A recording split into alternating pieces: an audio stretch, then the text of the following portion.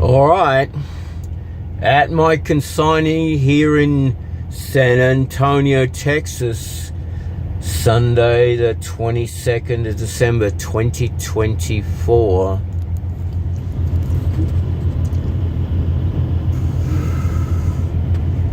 Been there, done that.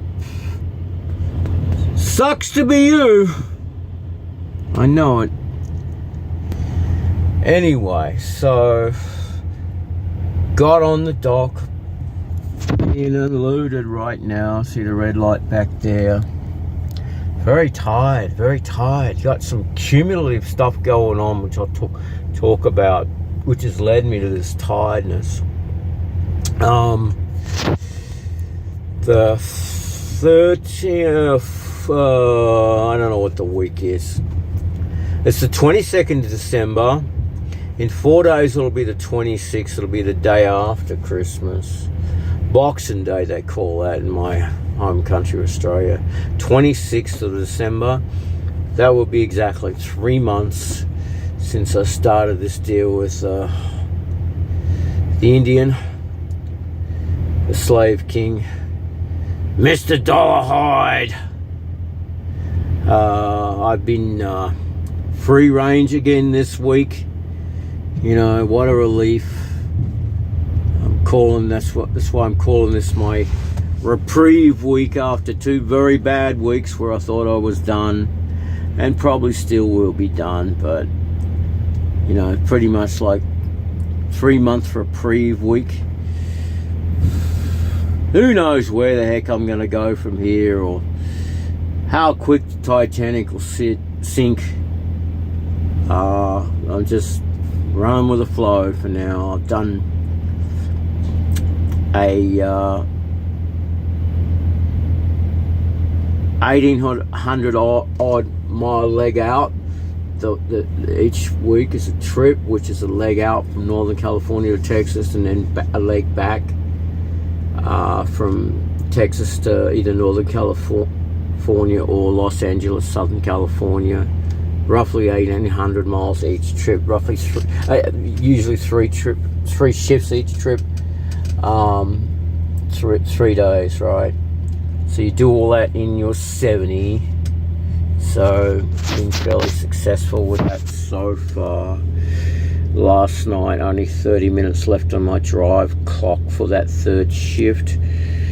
Not much left on that was the 11-hour clock. Not much left on the 14-hour clock that includes off duty and fuel on duty and that kind of stuff. Bugger all left on that. 70, a leg out 35 hours, another leg back 35 hours. So reasonably successful trips. Cut the thing in half. Got similar amount of hours to run the leg back whenever he decides to run me. Status on the miles, 1785. Misleading. I did 172 deadhead included in that from Thursday afternoon from the yard in Stockton to Sanger, Fresno, Northern California, bottom of the Grapevine, bottom of those Northern California Central Valleys, where I picked up the mandarins in those orange groves, being unloaded. They're yanking that stuff out of my butt right now. I got the red light on. But yeah, another 72. I zeroed out my trip one early. Another 72 deadhead from the previous unload in Richmond Bay area, Northern California, over to the yard early on the Wednesday, before I did the 172 mile deadhead on the Thursday to the actual shipper in Sanger. So 72 not included, because I usually zero it out from right at the beginning of my 70. 72, 1785, 1857, 1,850 odd miles out in just less than 35 hours of that 70 clock for the week. So yeah, this is super dedicated mode. This is the tightest I will ever run on any damn company, on any damn modality. You know, I'll not get more than this ever, because this is the tightest I've ever seen. Let's talk about this, right? Trip 1, that'll end up being 3,600, 3,700 by the time we get back at the end of the week, 70 hours. So that's a lot of miles. Trip 2, I'll zero that out before I start running out of here from wherever I am, San Antonio, Texas, back to Stockton or whatever, when I do the leg back to California, northern or southern, so I can see what the miles are for that. And then what I do is the 3 shifts of each leg, I zero it out before I start the shift. For each of the 3 shifts, I zero it out. So that's how I do that in Rand McNally, so I can keep an eye on my miles and what I'm doing, and it helps with planning and stuff like that. So you can see I did 607 last night. 3 shifts, Stockton to San Fresno, Northern California. From there to Las Cruces, Walmart, New Mexico. 3rd shift last night. From there, yesterday afternoon to late last night, to San Antonio, 607. Fairly straightforward, but a little late last night, a little damn late. 3 a.m. in the morning.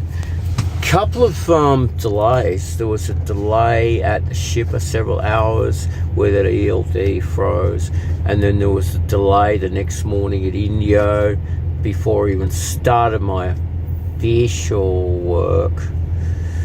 Couple of hours plus, about 2.5 hours, just getting over to the Love's 4 miles and getting that flat tire repaired before I could even start my pre-trip. So those kind of pushed me back a bit, and they're so damn tight, the broker, with this stuff. They had set me up for 6 a.m. this morning, Sunday the 22nd morning.